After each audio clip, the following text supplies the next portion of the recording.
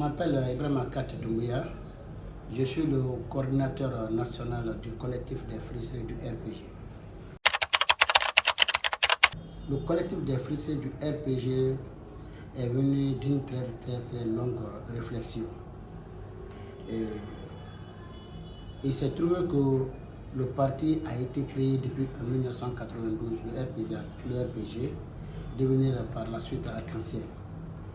Et les militants qui se sont battus pour le parti, les militants qui n'ont jamais rien bénéficié durant tout le combat pour l'accession du parti au pouvoir, c'est-à-dire ils n'ont jamais été chefs de structure, ni pour des comités de base, ni pour des sections, ni pour des sous-sections, ni plus forte raison, le comité central ou le bureau politique national. Ces militants-là qui reçoivent chaque fois des ordres, ces militants-là qui sont commis toujours à la tâche, ces militants-là qu'on envoie superviser les voix, les urnes, pour que le RPG remporte les élections. Ce sont ces militants-là qui se sont vus, après 10 ans de pouvoir, c'est-à-dire en 2020, le mois de mars 2020, qui ont compris que leur sort est dans leurs propres mains, qu'il faut qu'ils se lèvent pour réclamer leurs droits. Parce que depuis que le RPG avait pris le pouvoir en 2010, jusqu'en 2020, ces militants n'étaient pas considérés. À chaque élection, on les exploite et on les envoie faire les travaux pour le parti. Mais en réalité, les promesses qu'on tient, donc ces promesses-là ne sont toujours pas réalisées.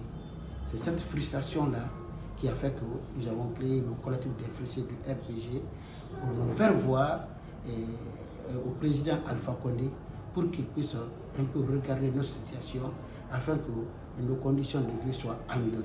Parce que vous n'êtes pas sans savoir que le RPG a traversé beaucoup de péripéties. Il y en a qui ont été emprisonnés, d'autres ont perdu leur emploi, il y en a qui ont perdu la vie et carrément dans les combats politiques, dans nos différentes manifestations. Il y a ces pères de famille qui ont vu leur commerce ruiné.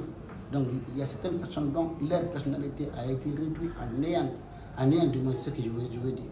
Alors ceux-ci-là, ils ont tout perdu. Ils n'ont pas eu la chance d'envoyer leurs enfants dans les grandes écoles parce qu'on les a ratifiés, on les a radiés de l'effectif de l'administration à cause du RPG.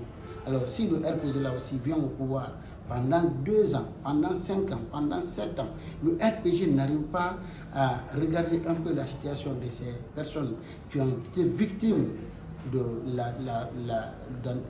la recherche du pouvoir. Donc c'est pourquoi nous nous sommes dit qu'il faut créer ce collectif-là pour qu'il y ait désormais un intercesseur entre le professeur Alpha Condé et nous, pour qu'il puisse vraiment négocier directement avec nous afin que nous puissions aussi gagner notre droit. Voilà, vous savez, on avait tapé à la porte pour pouvoir le rencontrer.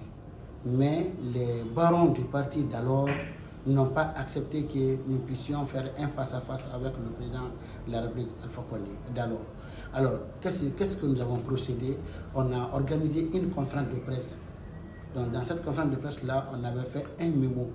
Donc, ce mémo-là, une fois qu'on a organisé la conférence de presse, a été vu par tout le monde.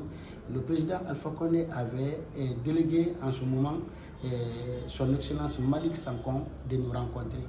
Donc, M. Malick Sankon nous a rencontrés, on lui a remis notre mémorandum.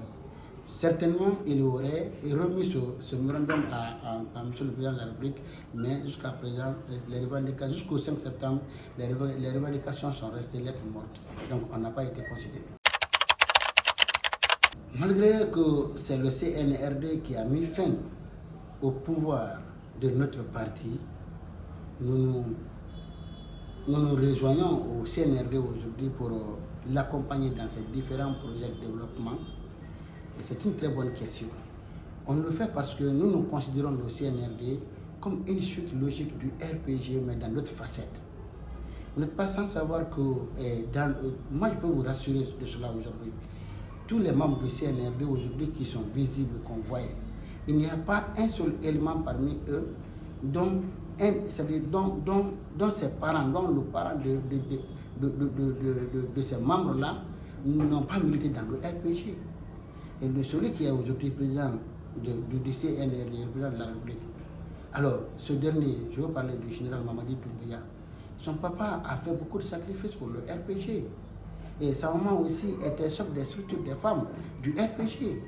Jusqu'à présent, elle continue à militer dans le RPG. Donc nous avons tous hérité de ce parti-là. Alors nous disons que le CNRD est une suite logique du RPG. Donc on n'a pas le temps à perdre. Et si le CNRD nous fait appel, on viendra répondre. Ok. Que répondez-vous à ceux qui disent que vous êtes des opportunistes et que votre combat n'a rien à voir avec la conviction? Voilà. Et ceci-là, nous ne pouvons pas, c'est-à-dire, ils ne connaissent pas l'histoire du collectif des frustrés du RPG. Parce que quand vous allez un peu en arrière, depuis en 2016 déjà, on avait créé un premier mouvement qui avait pour siège national à Sigiri, parce que c'est Sigiri qui était considéré comme la capitale du RPG. Ce mouvement-là s'appelait Manao, mouvement Alpha nous a oubliés. On avait créé ce mouvement pour que le professeur Alpha Condé puisse un peu regarder nos revendications, satisfaire un peu de nos besoins. Donc quand on a créé ce mouvement, lui-même en personne, le président Alpha Condé, nous a envoyé des émissaires. On nous a donné 12 motos et quelques dizaines de millions pour pouvoir stopper le mouvement. On n'a pas accepté. On a refusé les motos, on a refusé l'argent. Mais le président de la délégation spéciale qui était à Tigiri alors, en la personne Koumbase Koumakasuba, a étouffé le mouvement par les violences et on était vraiment trop ciblés et il fallait nous arrêter et il fallait nous pastiller. Donc c'est ce qui a fait que le mouvement n'a pas prospéré à Tigiri. Donc on est revenu créer le même mouvement là, mais dans d'autres formes à Conakry ici. Comme Conakry c'est la capitale de la Guinée, on a créé un mouvement national maintenant collectif des fruitiers du RPG. S'ils disent aujourd'hui que nous sommes des opportunistes, parce qu'ils ne connaissent pas l'histoire du collectif. Le collectif là a existé bien avant le 5 septembre 2021. Alors, et si les reports répétés des élections en République de Guinée sous l'avènement du CNRD n'a d'autre objectif que d'organiser de bonnes élections, que ce soit une élection irréprochable et que c'est-à-dire toutes les parties prenantes félicitent le gagnant en cas après le résultat, nous disons que ce n'est pas mauvais. Alors si ça a d'autres fins, et si d'autres fins là est avéré, nous pouvons protester. Nous sommes des militants très engagés et nous sommes du RPG.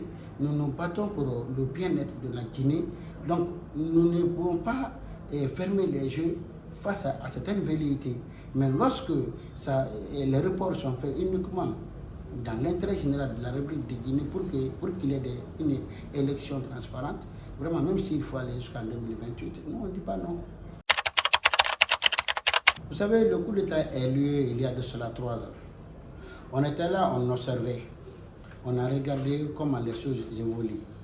Notre champion, le président Alpha Condé, avait initié beaucoup de projets, mais il avait du mal à les exécuter. On a vu qu'avec l'avènement du CNRD, tous les projets qui retardaient d'1 an ou de 2 ans, de 3 ans, sont exécutés aujourd'hui en 6 mois. Nous voyons que le CNRD n'a résilié aucun contrat signé par le professeur Alpha Condé. Donc nous disons qu'il est en train de faire le travail qui a été laissé par le président, voire faire mieux que le président Alpha Condé. Donc là, nous sommes obligés de les joindre. Ça c'est un. Deuxièmement, le CNRD nous a fait appel à travers Aluseni Makandela Kake. Donc, lorsque ce dernier a été envoyé à Kankan qui est l'un des bastions du RPG de notre parti, alors quand il est parti, il a tendu une main franche au RPG. Donc, c'est ce qui nous a galvanisé, c'est ce qui nous a motivés. Malgré tout, on demande au RPG de revenir. Et nous ne pouvons pas refuser cette main tendue, quand bien même que notre parti a du mal aujourd'hui à organiser un congrès, à se restructurer et à avoir un autre leadership. Pendant ce temps, ceux dont leurs parents ont fait tout le sacrifice pour le parti, et ceux-ci-là sont au pouvoir aujourd'hui et qui demandent de travailler avec nous, je crois que c'est la suite logique. Nous pouvons les soutenir. Le président Alpha Condé parle avec beaucoup d'entre nous, beaucoup de frustrés, les gens qui ont été handicapés à vie, qui sont aujourd'hui, à cause du combat du parti, qui sont aujourd'hui dans les chambres, ils sont couchés, ils ne peuvent pas sortir. Le président Alpha Condé parle avec tout le monde. Il garde un contact franc avec les militants aujourd'hui à la base. Parce qu'on lui avait empêché dans un temps d'être en contact avec nous. Mais depuis que cet événement est arrivé, il s'est remis en cause. Il a compris à un moment que s'il a perdu le pouvoir de la manière là, c'est que quelque part, c'est le péché. C'est le fait qu'il a oublié les gens, qu'il avait oublié les gens qui sont battus, qui ont tout perdu à cause de lui. Donc il s'est remis en cause, il a commencé à renouer les contacts avec nous.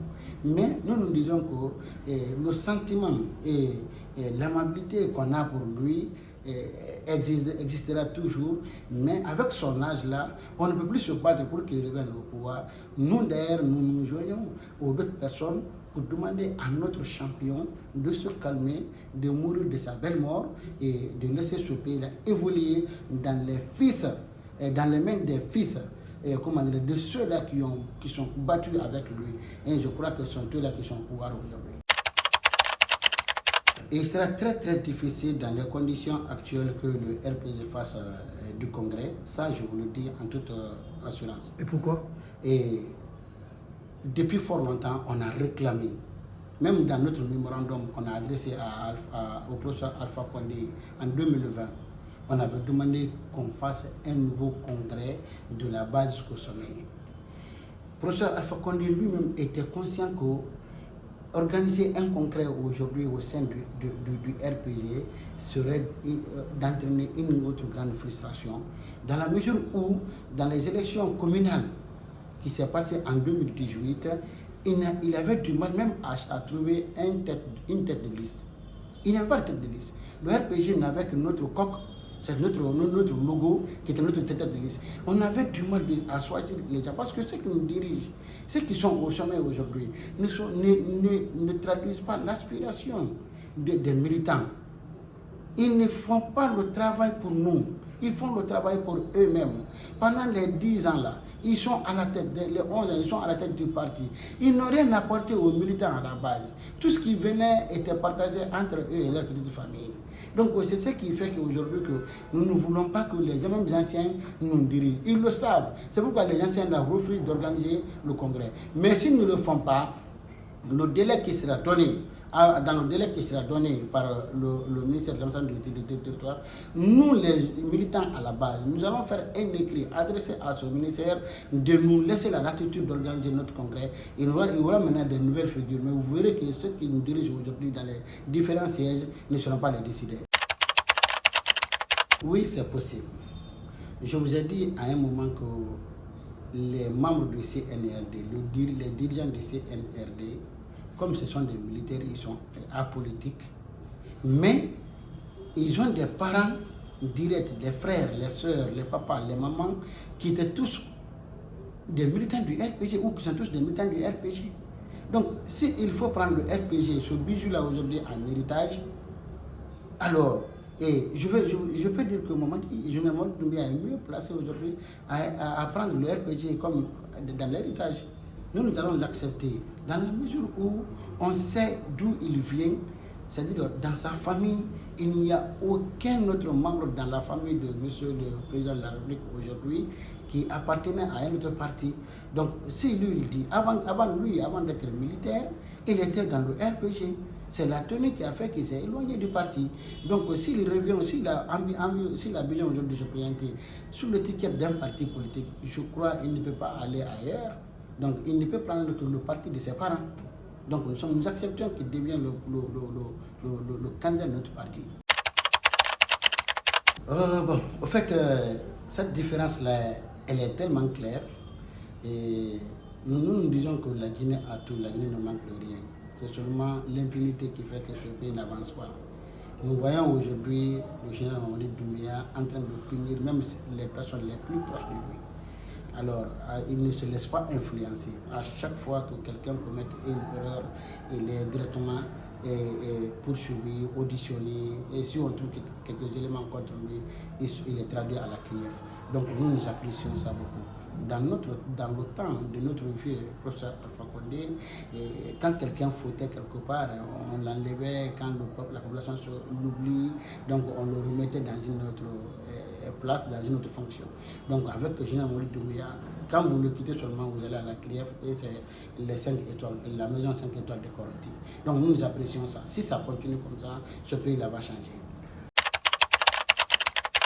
Non, jusqu'aujourd'hui, nous, les frustrés du RPG, nous ne sommes pas en contact direct avec eux, nous-mêmes indirect avec le général Mamadou Doumbouya.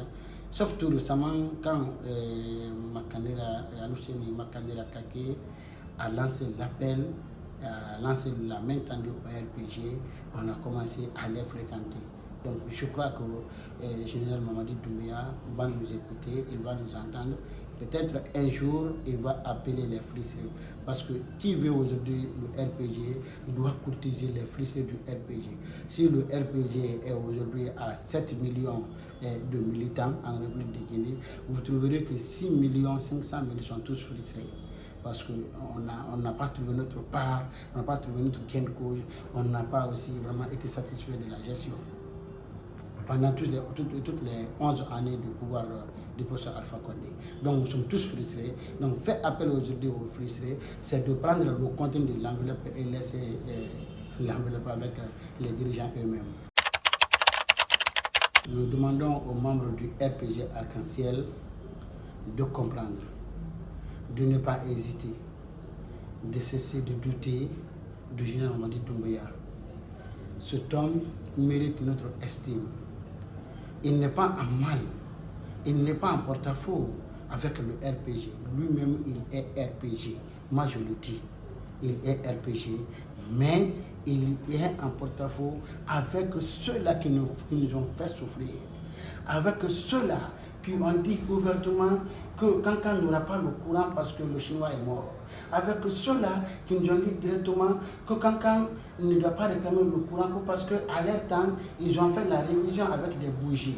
Avec ceux-là qui disent qui font savoir aux parents, à nos sages, que c'est Dieu qui donne le courant, mais ce n'est pas un pouvoir. Il est en mal avec ceux-là pour leur mauvaise gestion, mais il n'est pas en porte-à-faux avec le RPG. Lui-même, il est RPG. Donc, venons, je rejoindre le CNRD pour qu'il termine, pour que le CNRD termine, c'est-à-dire les travaux, les chantiers que le professeur Alpha Condé avait laissés.